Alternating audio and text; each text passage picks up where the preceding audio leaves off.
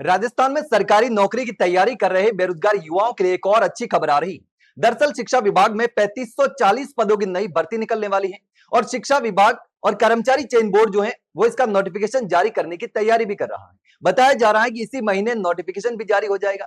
लेकिन यह भर्ती शुरू होने से पहले ही एक और बड़ा जो है वो विवाद खड़ा हो गया है, क्योंकि यह भर्ती जो है वो नियमित भर्ती नहीं, संविदा आधारित भर्ती है और इसीलिए लगातार अभ्यर्थी जो है वो इस भर्ती को नियमित करने की मांग कर रहे हैं। देखिए, जिस तरीके से थर्ड ग्रेड शिक्षकों की सबसे छोटी भर्ती आई थी, उसके बाद से लगातार बेरोजगार युवा जो हैं वो मांग कर रहे हैं कि बड़ी भर्ती आनी चाहिए। उसके बाद विशेष शिक्षकों के लिए तो भर्ती ही नहीं आई, इसीलिए लगातार मांग जो है वो नियमित भर्ती की बढ़ रही है। अब इस भर्ती की बात करें तो राजस्थान कर्मचारी चयन बोर्ड की ओर से टीचिंग एसोसिएट के पदों पर यह भर्ती जो है वो की जाने वाली है और इसकी प्रक्रिया इसी महीने प्रारंभ भी होने वाली है।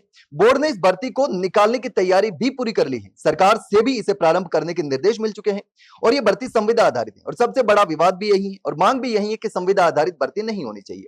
तो अब इन पदों पर जो चयनित होने वाले कॉलेज शिक्षा में लगने वाले हैं और कॉलेजों में पढ़ाएंगे। अब चयन बोर्ड की ओर से 3540 पदों पर यह भर्ती होने वाली है और उसके द्वारा नोटिफिकेशन भी जारी किया जाएगा। अब परीक्षा जो है वो सितंबर महीने में होने की संभावना है और इसके 2 पेपर होने वाले हैं। हालांकि सरकार ने कैलेंडर में इसकी परीक्षा की जो है वो दिसंबर में संभावित बताई जा रही है तारीख, लेकिन बोर्ड इससे पहले ही परीक्षा आयोजित कर सकता है। अब देखिए, चयन बोर्ड ने इस भर्ती का नोटिफिकेशन का परिणाम परीक्षण जो है वो भी कर लिया है और इसे अंतिम रूप भी दे दिया है। इसमें चयनित टीचिंग एसोसिएट जो है उनको सैलरी कितनी मिलेगी उसकी बात करें तो 28,850 रुपए जो है वो प्रति माह मानदेय मिलेगा। जो भी इसमें लगेंगे अभ्यर्थी जो कॉलेजों में पढ़ाएंगे उनको हर महीने 28,850 रुपए मिलेंगे मानदेय के तौर पर और कॉलेजों में पढ़ाने वाले शिक्षकों को सहायक आचार्य पद का जो है वो नाम दिया जाएगा। सहायक आचार्य बोला जाएगा इनको और पढ़ाने का काम होगा। लेकिन इस अस्थायी संविदा भर्ती में पदनाम सहायक आचार्य के स्थान पर टीचिंग एसोसिएट रखा गया है। तो अब जो है वो ये नाम भी बदल लिया गया है और इसका चयन एक लिखित परीक्षा के माध्यम से किया जाएगा, जिसमें एक सामान्य ज्ञान का 75 अंक का पेपर होगा और ये कॉमन रहेगा और दूसरा पेपर जो है वो 300 अंकों का संबंधित विषय का होने वाला है। इसको जो अभ्यर्थी जिस विषय के लिए आवेदन करेगा उसी विषय का पेपर देना होगा। अब देखिए, ये भर्ती जो है वो टोटल 32 विषयों के लिए होने वाली है। 32 सब्जेक्ट में अभ्यर्थियों को भर्ती किया जाएगा जो कॉलेजों में पढ़ाएंगे। विद्या संबल सहायक आचार्य संघ ने इस भर्ती का विरोध किया है और संघ के अध्यक्ष जो है डॉक्टर रविंद्र सिंह यादव, उनका कहना है कि सरकार एक अस्थायी भर्ती को बंद कर दूसरी अस्थायी भर्ती ला रही है। यानी कि पहले जो विद्या संबल योजना के नाम से कॉलेजों में पढ़ा रहे थे उसका नाम बदल लिया गया है, लेकिन यह भर्ती भी संविदा आधारित है और इसीलिए इसका विरोध भी हो रहा है।